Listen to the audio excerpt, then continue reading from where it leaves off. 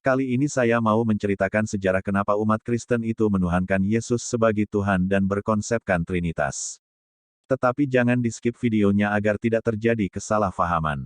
Sebelum lanjut ke ceritanya, jangan lupa support terus channel ini dengan cara subscribe, like dan share ke media lainnya.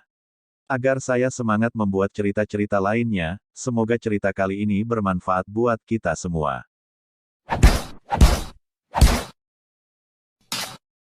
Sejarahnya kenapa Yesus dianggap Tuhan dan berkonsepkan Trinitas. Kedatangan bulan Desember, umat Kristen di seluruh dunia gegap gempita ngadain perayaan Natal. Tanggal 25 jadi puncaknya. Ia ditetapin sebagai hari raya karena dipercaya bertepatan dengan hari kelahiran Yesus.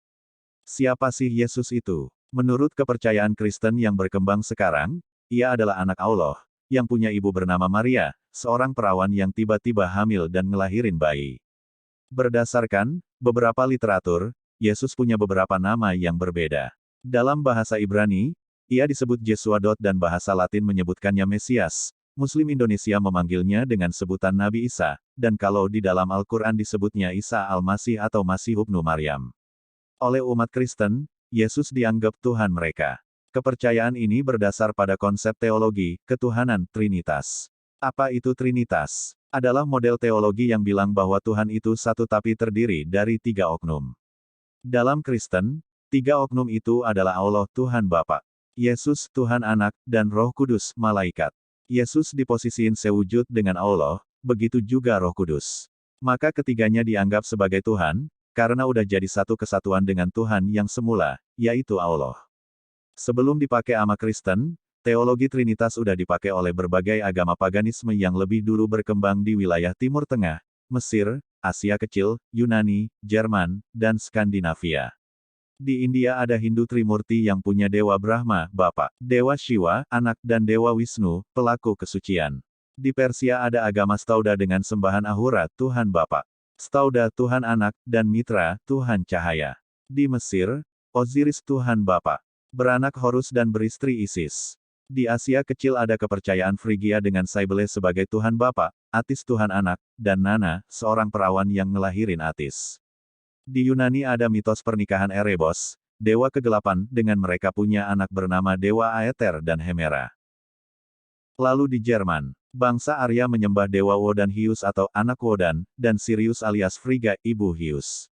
Dan, di Skandinavia dikenal Dewa Odin yang beranak, sekaligus sebagai jelmaannya, yang turun ke dunia buat nyelametin manusia bernama Tura. Di samping itu ada Dewi Viri, Dewi Kesucian, sebagai Tuhan ketiga.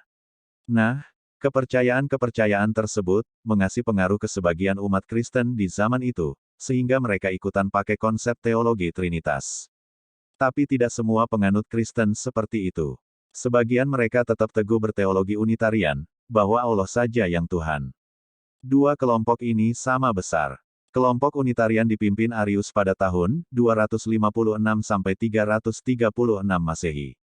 Sedangkan kelompok Trinitarian, berteologi Trinitas dipimpin Athanasius pada tahun 293–373 Masehi.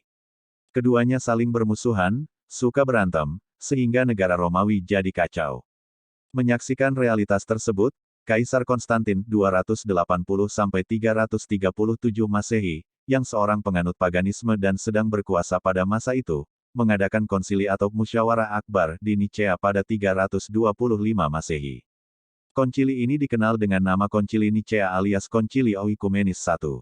Sebagai seorang paganis, ia nyodorin konsep homoousius. Kedua pimpinan kelompok nafsirin konsep itu dengan arti yang berbeda. Arius menafsirkan bahwa Yesus berhubungan amat erat dengan Allah. Tapi Athanasius nafsirinkan yang lain, bahwa Yesus itu sewujud dengan Allah, maka ia pun dianggap Tuhan. Pasca konsili, pengikut Arius nggak puas dengan hasil konsili Nicea. Mereka terus ngadain perlawanan. Hingga pada masa Kaisar Theodorus Agung, dibikinlah olehnya konsili Oikumenis II di Konstantinopel. Karena ia anti-Arius, maka konsili itu tegas netapin bahwa anak Yesus sewujud dengan Bapa Allah, dan Roh Kudus pun sewujud dengan Allah. Tuhan dianggap punya tiga wujud, namun ketiganya jadi satu wujud. Nah, sejak itu Kristen dengan teologi Trinitas dinyatain resmi sebagai agama yang sah di Romawi. Siapa yang menentang bakal ditumpas abis oleh mereka. Dan benar saja, sebuah institusi baru dibentuk khusus membuat pekerjaan ini. Namanya institusi akuisisi. Akhirnya, pengikut Arius dibantai atau diusir dari Romawi. Buku-buku mereka dibakar. Di antara mereka melarikan diri ke negeri-negeri lain. Saat ini ajaran Arius masih ada, tapi jumlahnya sangat kecil. Cuma berupa sekte-sekte kecil yang tersembunyi. Sangat jauh kalau dibandingin dengan Kristen Trinitarian.